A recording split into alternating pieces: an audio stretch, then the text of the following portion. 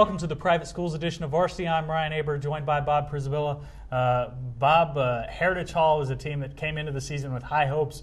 Last week you would have been looking for a statement game out of them after the way they finished the season against Meeker, a team that wasn't even in the playoffs unless Jones has to forfeit. But a really slow start for the Chargers. Yeah, they were only up 7-0 at halftime. I think people look at 35-0 like, oh, they just took care of business. That wasn't the case. And Coach Andy Bogert was very worried about this. He said most of the upsets in the playoffs happen in the first round. You start overlooking, you start looking at the bracket, instead of actually concentrating on what you have at hand. And that's what the Chargers did in the first round. They were only up 7-0. They couldn't get anything going until a nice talk at halftime really changed things around. Yeah, I'm sure it was nice. Talk about what Cooper Cloud has brought to this team. He's surprised me. I've doubted him on the blog a couple of times, and he keeps shutting me up, and I have no problem with that.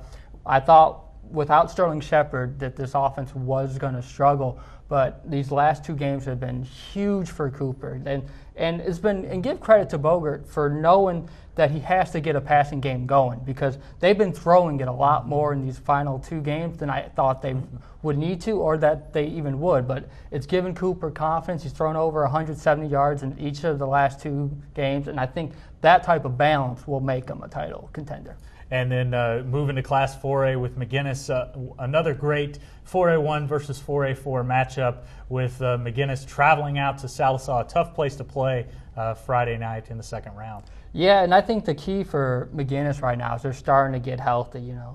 LeVaron Richardson was banged up with a high ankle sprain. They're getting back their starting quarterback from the beginning of the season, Quinn Shambor, but he's going to be playing defense. They're not taking out Camden Tharp, not with the way that he's played. Yeah. But what's happened is through those injuries, other people have stepped up, and now that they're all healthy, we're seeing what this team can really do. But Sallisaw is a team that's also getting healthy.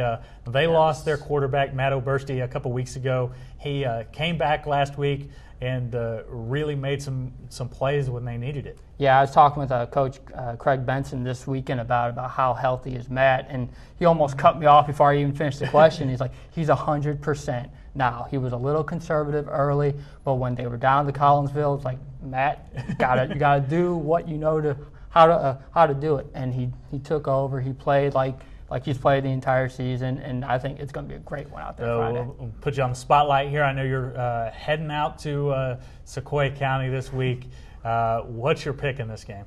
I got the Irish in a real close one, in a game that really deserves to be a semifinal, maybe even a championship, but it is just a quarterfinal. But I think it's going to be a good one with the Irish just squeaking it out. So no revenge for the Black Diamonds this time around? I don't think so, no. All right, Bob, thanks for joining us, and thank you. And check us out every day at newsok.com/varsity for the best high school coverage anyway.